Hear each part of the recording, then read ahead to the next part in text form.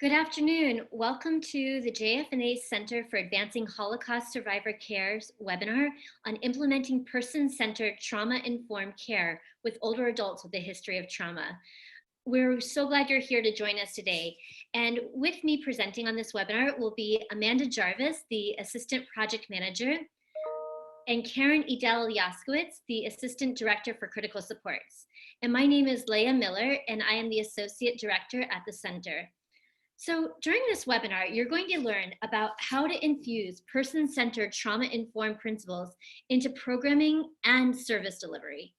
You're going to be able to identify survivors' triggers and hear about case studies of how agencies have successfully integrated person-centered trauma-informed strategies into their work. Finally, you'll gain strategies on how PCTI care, which is again, person-centered trauma-informed care, into your service provision. So the main things that you're going to end up walking away with is one, trauma is prevalent and it's in 90% of the population of older adults. Two is trauma is damaging mentally, physically, spiritually, and emotionally.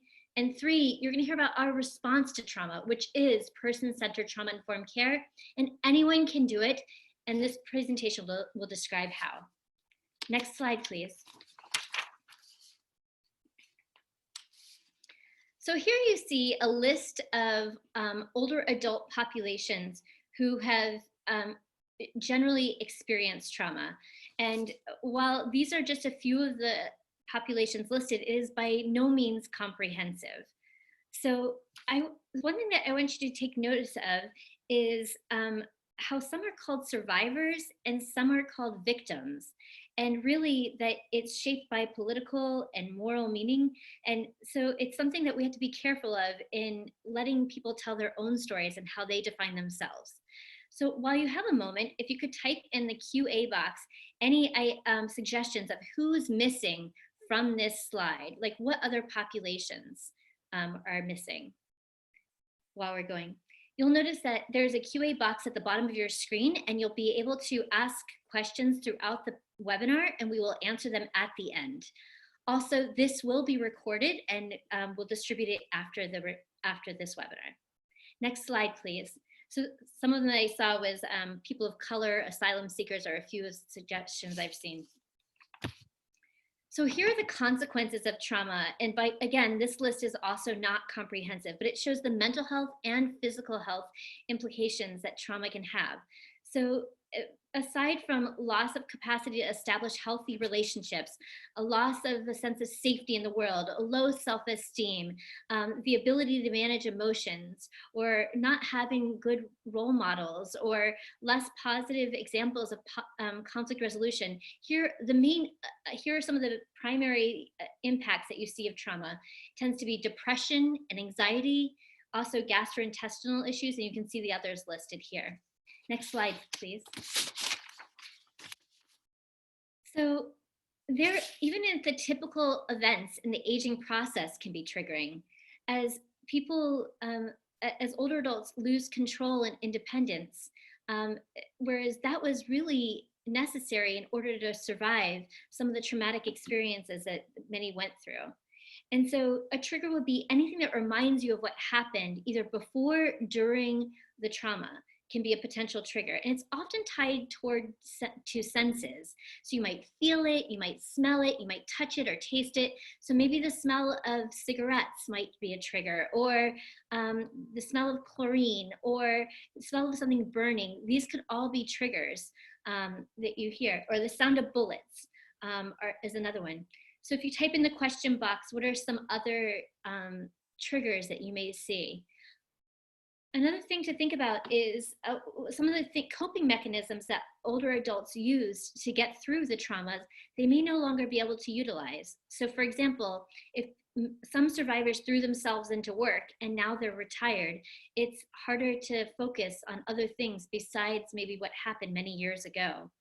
Or an example, or raising children, that might have consumed time, and now they're not as involved in that process. Or exercising, maybe to go on a walk is something that's also not as easy to do right now. Next slide, please. So here are some examples of how past trauma can impact older adults, and specifically in this case, survivors today. So some of the things that I think a classic example is gas chambers, how it came like showers. So now sometimes an older adult may seem incompliant to their care plan because they won't shower. And really, it might be because somebody in a white coat is taking them to a shower, which can bring up anxiety and fear and other things. So I want you to think about other maybe other clients you have, and what could also potentially be, what was their trauma, what was their trigger, and what's the impact. I'm seeing some examples of during COVID, for example, now seeing empty shelves of groceries. The trauma might have been starvation and seeing empty shelves, let's say in the Soviet Union, and then now to see empty shelves in grocery stores in America can be very triggering. Or people hiding from the disease as we lock ourselves in during these times. It can be reminiscent of when you were locked in other points of life. Next slide, please.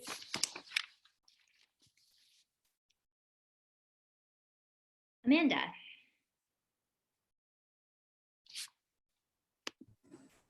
Hi there. So here are the guidelines that SAMHSA has designed to designate what is involved in person-centered trauma-informed care. Just for our records and your records, SAMHSA stands for Substance Abuse and Mental Health Services Administration. Number one, safety. Obviously very integral to building a trauma-informed environment. Throughout the organization, staff and the people they serve will feel physically and psychologically safe, and making sure that all clients also feel safe and cared for. Two, trustworthiness and transparency. Involves organizational operations and decisions being conducted with transparency, and the goal of building and maintaining trust among staff, clients, and family members of those receiving services being focused on. Peer support and mutual self-help. These are integral to the organizational and service delivery approach and are understood as the key for building trust, establishing safety, and empowerment. Four, collaboration and mutuality. In a collaborative organization, the organization recognizes that everyone has a role to play in a trauma-informed approach. True partnership involves recognizing and resolving power differences. One does not have to be a therapist to be therapeutic. Empowerment, voice, and choice. Throughout the organization and among the clients served, individuals' strengths are recognized, built on, and validated, and new skills can be developed as necessary. Every person's experience is unique and requires an individualized approach. Everyone's voice can be heard and recognized. Six, cultural, historical, and gender issues. The organization actively moves past cultural stereotypes and biases. Examples, race, ethnicity, sexual orientation, age, geography, etc., and recognizes and addresses historical trauma.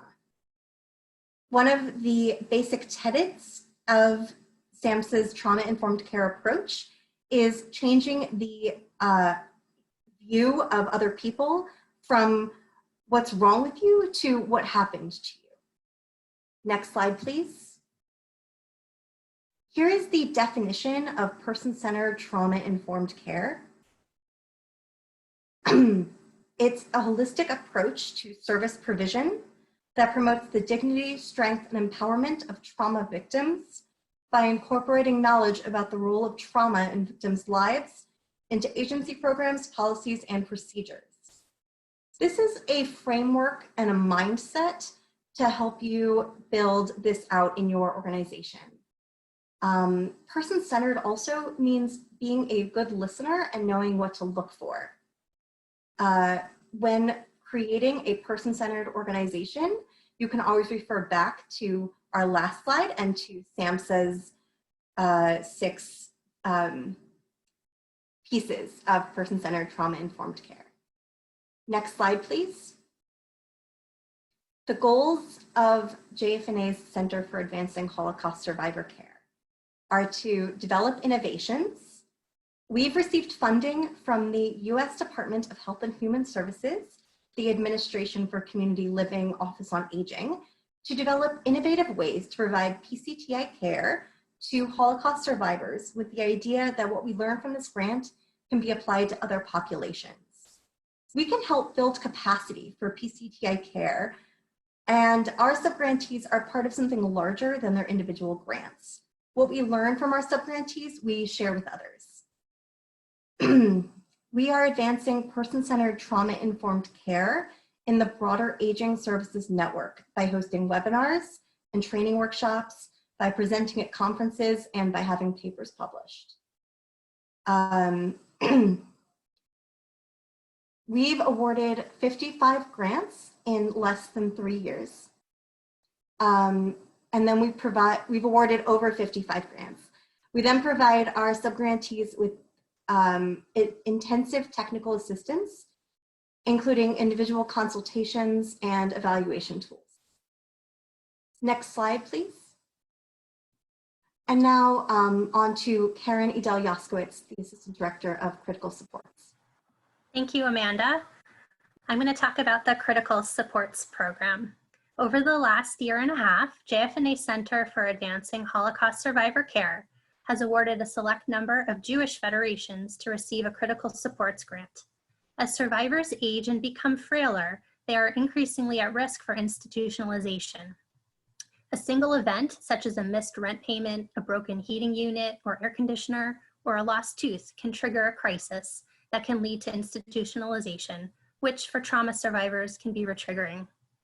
This grant supports ways to address these types of situations in order to keep Holocaust survivors safely in their homes.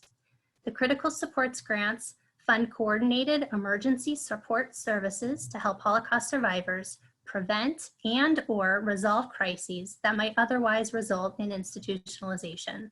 Federations use the funds to convene community-wide leadership councils that develop strategies to provide these critical support services in the PCTI way. Next slide, please. Federations convene many types of organizations and individuals to comprise their leadership councils. Is there another slide? There are many different types of organizations, such as the ones listed on this slide. They are the most common. The Leadership Council identifies critical needs of Holocaust survivors in their communities and then allocates funds to agencies to provide services based on these needs in a PCTI way. The Leadership Councils also incorporate PCTI training into their meetings so that all members understand what it is, and so that these representatives can take this concept back to their organizations and raise awareness more broadly in the Aging Services Network. Next slide, please. So how are funds being used? As mentioned earlier, critical supports grants can be used to address either immediate emergency needs, such as urgent home repairs, rent, pharmacy, food, dental care, transportation, among others, and/or for prevention programs that address the priority needs identified by the various leadership councils, such as social isolation, PCTI training, or cognitive health. One example, one of the leadership council members relayed that even though there was an existing Cafe Europa program, which is a socialization program, it was not attended by Russian-speaking survivors. And they found the reason was that it was not culturally sensitive to this population's needs. So they used some of the critical supports funds to create another Cafe Europa that was conducted in Russian and was more sensitive to their needs. And since then, it has been highly attended. Some leadership councils identified the importance of having PCTI training for caregivers or medical staff. So they funded programs providing training to better help relatives understand their Holocaust survivor or loved one's perspective and needs, or for doctors and their staff to understand trauma triggers, which they can then apply to other populations they are serving. These are just a few examples of the many critical supports funded programs. At this time, we know that approximately 500 Holocaust survivors have been served by these programs and will continue. Now we'll turn to the Innovations Grant Program. Karen. Next slide, please. Thanks. Here is a map of our innovations subgrantees. JFNA has awarded over 100 grants over the last 5 years. Each of our subgrantees goes through a competitive RFP process, so the most innovative projects get funded. Subgrantees receive our assistance developing and evaluating PCTI models. For more information about these innovation subgrantees, you can visit our website, holocaustsurvivorcare.org, under our subgrantees. Next slide, please. And here is a visual representation of how PCTI can be infused into an organization, from programming and service delivery, to staff, to agency space, to policies and procedures. Next slide, please. And now to Leah. Thanks, Amanda. So this slide, I think, is going to be really useful for a lot of the practitioners who are participating on this call, because it really shows how person-centered trauma-informed care can be infused into any kind of program and all levels of practice. So starting with, let's say, these are the main areas in which our innovations projects tend to fall in. We'll start with cognitive health. So one example, I'm just going to give you examples of each for each of these categories. So one example of cognitive health, of how we infuse person-centered trauma-informed care into that, is in San Francisco, the agency came up with tip sheets for caregivers who are usually family members and usually sometimes referred to as second generation, who are taking care of Holocaust survivor parents who might have Alzheimer's or dementia. And one of the cruel symptoms or one of the cruel outcomes of Alzheimer's or dementia patients is sometimes that they act inappropriately sexually, or else they don't want to shower or things like that. And so they developed tip sheets that were in Russian and in English for the family caregivers that are only 1 page long to tell caregivers of how to help make their parents help their parents feel safe, and to give them choice and voice during these times. Another example would fall into the mental health category. And so since many older adults in general, and especially Holocaust survivors, I would say especially from the former Soviet Union, since it used to be that people from the former Soviet Union, if they had mental health issues, would sometimes be institutionalized. So to even talk about mental health is really challenging. So something that has worked well is to have tea times with survivors and to have psychoeducation classes to maybe talk about feeling stressed or feeling anxious or having trouble sleeping or things like that, that all tie back to mental health issues. And often from there, it can be a stepping stone to having one-on-one counseling or group counseling from there. Another example I'll give you is in the accessibility category. So in terms of, let's say, transportation, many survivors won't hop into a car of somebody they don't know, which makes complete sense. And so really making sure that the survivor knows the volunteer or the agency in advance, whoever is picking them up, is really important. And also to make sure that the survivor feels safe. So walking someone from doorway all the way to the other doorway, and not just waiting in the parking lot, to make sure that the survivor gets there safely, is all part of person-centered trauma-informed care. As it goes back to what Amanda was saying earlier of the principles from SAMHSA, safety is key. In terms of education and training, places like the Blue Card have developed training materials for dentists and doctors, and many other agencies have developed trainings for certified nursing assistants, trainings for staff, all in person-centered trauma-informed care. There's even been trainings developed for volunteers as well, so that volunteers may not ask a Holocaust survivor an uncomfortable question like asking for their story, when maybe a survivor doesn't want to share their story. So how can you still help the volunteer be satisfied with what they're looking for out of volunteering, and at the same time help Holocaust survivors feel safe and secure and empowered of when they want to share their story and what they don't want to share. In terms of socialization, there are so many ways to make this a person-centered trauma-informed approach. So one thing is to ensure that a survivor knows that another survivor they already know is coming to an event and allowing them to sit together. I think that helps people feel safe instead of walking into a room full of people that they may not know. Also, having staff greet survivors at events, even if they don't work in the department or aren't even working the event, just to pop on by. And I've seen this in central New Jersey, for example. To call a survivor before and maybe even twice before, once to notify about the event, once before the event to remind them, and then once after the event to follow up with how it can be improved, really makes a survivor feel special and that they were really wanted and they would be missed if they didn't come.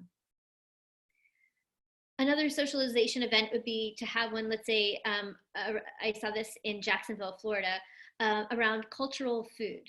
So to talk about their memories of food and how they make the same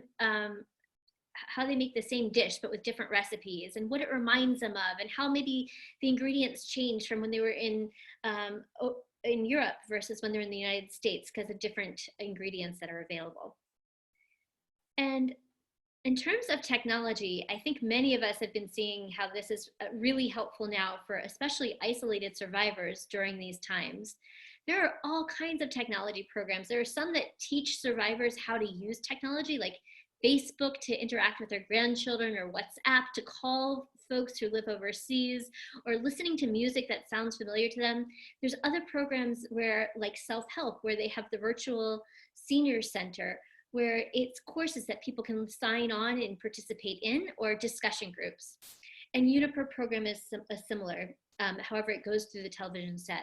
There's many different ways, and in terms of making it person-centered, trauma-informed, creating diverse programming choices, giving survivors the option to weigh in on what they want to participate and what they want more of, are all ways to make it trauma-informed. And lastly, the category I'd like to cover is physical health. So talking about, let's say, balance classes, so that there's reduced falls, keeps people in their homes longer and reduces the chances of institutionalization, which of course can be a big trigger for many survivors. Another example would be healthy eating, as I saw that in upstate New York, where there's cooking therapy classes. So that's, and they talk about what dietary needs survivors may have, and also considering their abilities of being able to actually prepare the foods. Next slide, please. In terms of staffing, of how to make this trauma-informed, something to be really mindful of is secondary trauma. We heard on the last webinar of how in Philadelphia, there's a newsletter for staff of how to really have creative outlets and how to support each other. I've also heard of hotlines during this COVID pandemic that's for staff to call into anonymously so they can really voice what's on their minds and absorbing all of the trauma that they have received during these times. Also, being mindful of staff being pulled in different directions and not having enough time to complete their forms, or as much time as they want with clients, or not enough supervision or budget cuts or so forth. There's ways to support staff through this. One way of making an agency person-centered and trauma-informed is to develop a steering committee, and that really gives ownership to the staff of how to make many different departments trauma-informed, and considers many different jobs and responsibilities in this decision-making process, and helping decide what's feasible and realistic. You can see the other suggestions of how agencies help to ensure that their staff is being treated in a person-centered, trauma-informed way, so they in turn treat their clients in a person-centered, trauma-informed way. Next slide, please. So here is to demonstrate the importance of having a person-centered, trauma-informed agency space. So you can see my beloved District of Columbia, where I'm currently locked down in. You can see the old Department of Health sign. Can you imagine being a client and wanting to get assistance for either detox assistance or for STIs, and there's a giant sign? So wouldn't you watch everybody who's going to the right? Nobody want to go to the right. So that's something to be mindful of.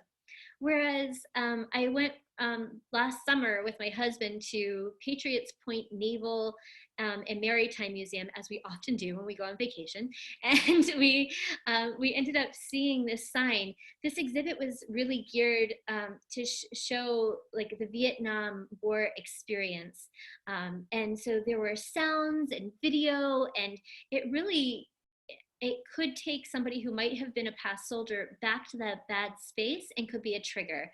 And so I really appreciated how trauma-informed this signage was.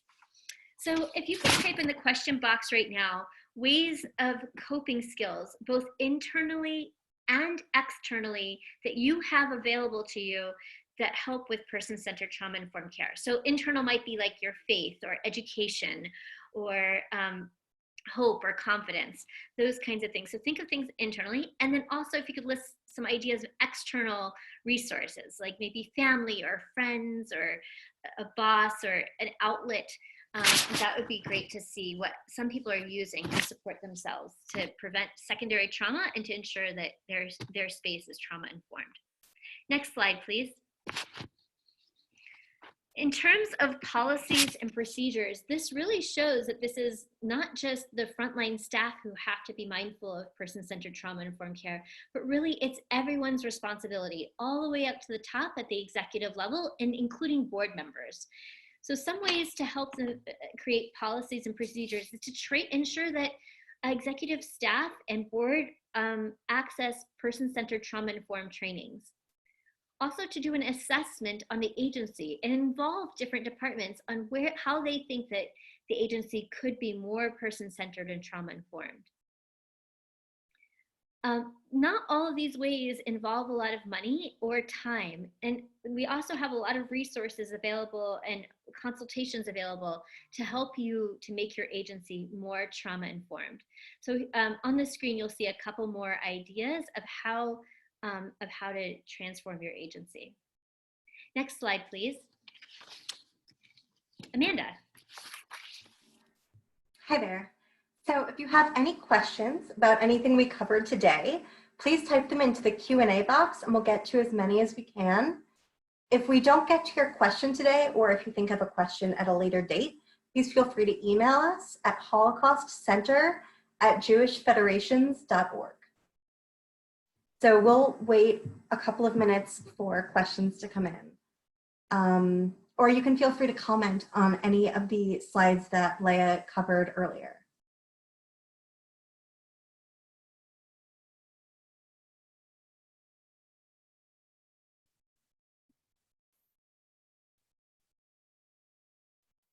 We must have been really comprehensive in our coverage if there's not many questions about person-centered trauma-informed care, or how to make your practice more trauma-informed, or how to make your program more trauma-informed. Any questions you have, we won't say your name if you'd prefer for it to be anonymous. Great, a couple of questions have come in. One is, how is PCTI affected by COVID-19? So I think that we talked a little bit about this earlier, that now more than ever, we have to be mindful of triggering past trauma. And I think all of us are feeling the trauma from this experience. So some things to be mindful of are making sure that survivors are not isolated during these times, and maybe having check-in calls and things like that. I think we talked about a lot of the ways that we can help Holocaust survivors feel supported and to prevent trauma on our last webinar about COVID. And so we're happy to send out the recording of that along with this one if you missed it. Another question, can you give an example of a PCTI space? Sure. So we showed what was not a PCTI space, of having signage that might be embarrassing for clients to be seen with. So for example, if it's counseling, not everybody wants others to know that they're going through counseling. So making sure of what your signage and your agency looks like is one thing. Another thing is making sure that the artwork on the walls of your office reflect and look like the clients that you're serving. So if you're serving a diverse group of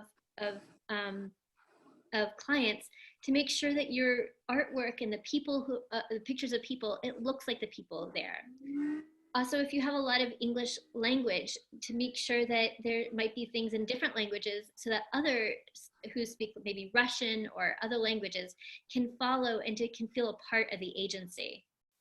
I think one other good example I've seen is I've seen survivors create artwork that was displayed in the agency. So for example, a group of Russian speaking survivors who didn't feel part of the community in Tucson for a while created a mosaic tile creation, and it now is featured in the center of the agency, and it really makes the survivors feel special and that they belong because they help create the artwork that's of the agency. I've seen a few messages come in, and I wanted to confirm we will be sending out the PowerPoint and to everyone who registered, and this was recorded. This is being recorded, and the recording will also be sent out. Let's see. We do have additional resources for introducing PCTI into an agency. If you email us at holocaustcenter@jewishfederations.org, we are happy to direct you. And sorry, go ahead.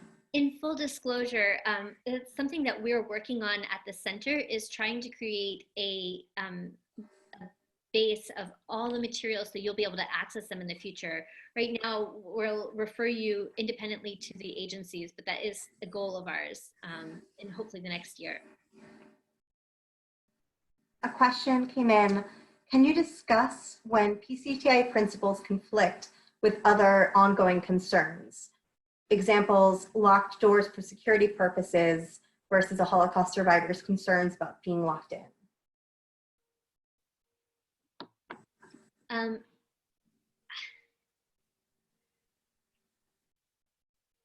That's a good question. So we really try to give as much voice and choice and explanation as possible. So for example, let's say that a Holocaust survivor does not want to take a shower. To really ask in advance, can I take off this? This is how it's going to go. This is what you can expect next. Or would you like to take a bath with a washcloth instead and just wash along your own body? Do you want to do it yourself? Can I help you? Giving as many choices as possible to get around something is always helpful. I do understand what you're saying here in terms of having to lock in is a security issue. I know that I've been in conversations with assisted living facilities where they've tried to come up with other ways of doing this. And I know there's a lot of creative technological options out there of tracking devices, which brings up a whole other issue, I realize. If you want to talk about individual conflicting policies, we're happy to provide consultations on this in further detail. It's hard to answer such a broad question in this short time. How do you balance using a PCTI approach during large events where it is difficult to interact one-on-one with the clients attending and be sensitive to each of their needs and traumas? For that, I recommend reviewing our COVID-19 webinar from about 2 weeks ago. We will be posting that on our website soon, and that has a lot of information about how to interact with clients virtually. Another example of how to provide person-centered trauma-informed care during a large event. I've seen it, let's say self-help has done it brilliantly, Met Council has done it brilliantly. They've had, let's say, hundreds and hundreds of survivors at a single event and still managed to call all of them in advance and ensure that Mary knew that Susan was coming, so they'd know somebody when they arrived to help people feel safe. Another thing that I've heard of is not having lines. And so they would have all hands on deck with staff and passing out the, serving the food like how a waiter does. And it feels very dignified, like in a restaurant, opposed to having to wait in a long line. Also providing goodie bags of like just plastic Ziplocs to be able to let people walk home with leftovers so they don't feel like a lot of food is going to be wasted, and they don't feel like they have to eat everything on their plate because they're afraid of wasting it or it going and not being able to use it.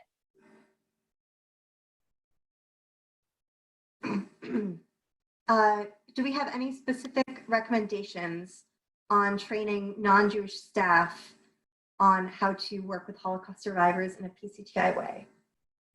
Yes, we have quite a few trainings that have been developed over the years by many different agencies. I would say Alpert in Jewish Family and Children's Service from West Palm Beach is one that comes to mind. But really, I would guess that of the 100 agencies we've funded, most of them have come up with training programs, and they end up providing a little bit of background on the Holocaust. It doesn't have to be super detailed because, as we know, each Holocaust survivor has a different experience, and it's impossible to know all the background of the Holocaust and all the different countries and all the different scenarios. But to know some of the main triggers is really important. So just general brief history is valuable to share the scope and scale. And really what's even more important is the triggers, and to ask a Holocaust survivor, what are things that I should be mindful of? And some survivors are very aware of what bothers them, like maybe loud noises or bright lights when they're sleeping or things like that.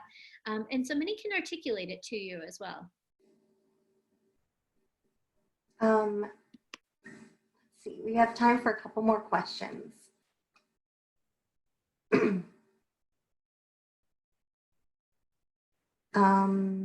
see.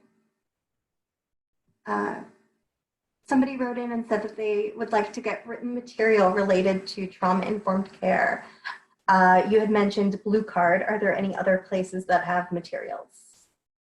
So many places have materials. I suggest you ask I suggest you send us an email at holocaustcenter@jewishfederations.org, and we're happy to schedule a consultation call with you to see what would be most useful for you. Each training is designed for a different audience and focuses on different sections, topics, and so we'd want to get what would match the needs of your community best. Do we have any other questions before we move on to next steps? Another, in terms of resources, we also have a resource page on our website that lists many different resources on person-centered trauma-informed care. And if you'd like, if you have trouble finding it, feel free to write us, and we're happy to send you the link to those resources.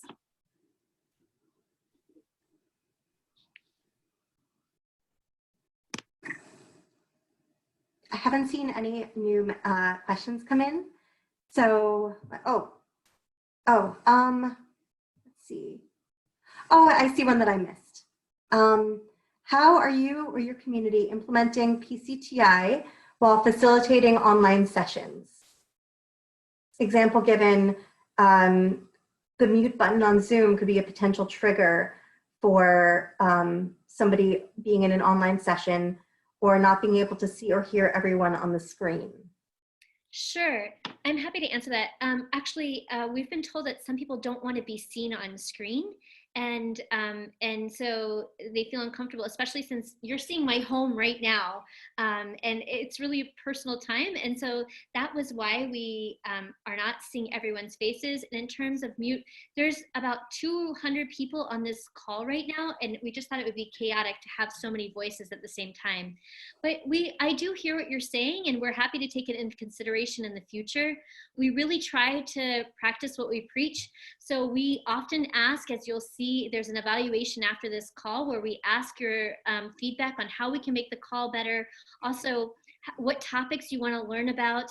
And we also are, we try to be flexible with our deadlines in these times. We really try to meet you where you're at and make sure that we are prioritizing the needs of your clients and the needs of your agencies above everything else. So we're open to suggestions, but that's why we had made the decisions we had on this particular webinar. Another question, is any funding available in Canada for PCTI? That's a good question. This is a, this program, as you may know, is funded by the US federal government, which is why it only we only fund agencies in the United States because the US government doesn't fund agencies outside for this grant in particular. We do have resources that we're happy to provide consultations on. If you want to arrange for a call, we're happy to speak with you of how to make your agency more trauma informed. At this time, I'm unaware of funding that's available to make your area more trauma informed, but that's just because I don't operate within a Canadian network, and that's something that we can follow up on if you want to send an email after this call.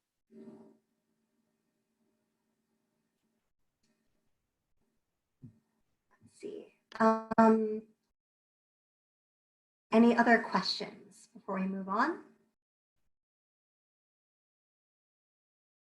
These have been some really deep and impressive questions. I'm so glad that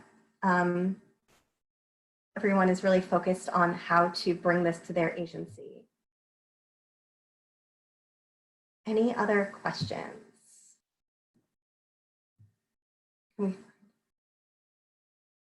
I think that that is the beginning of a question, but not the end of a question.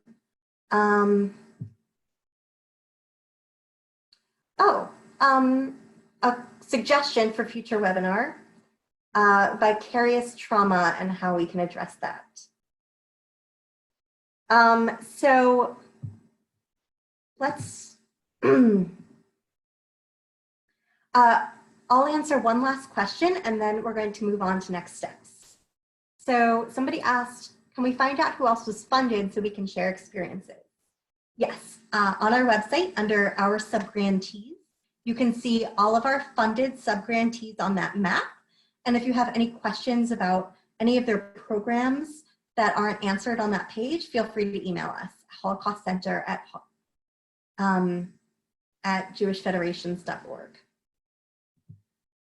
So next slide, please.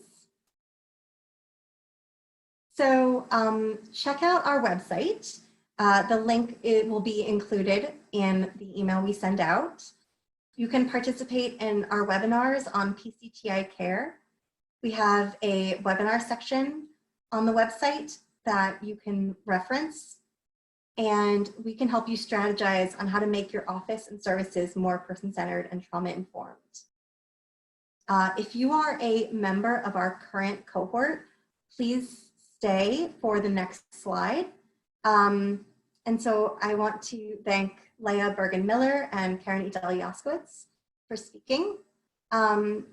Next slide, please.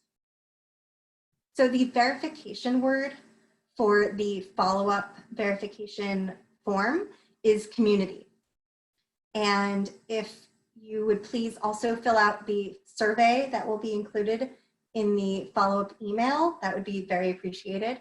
We use these surveys to improve upon and develop new webinars. Thank you all so very much for joining, and feel free to reach out if you need anything. Have a great day.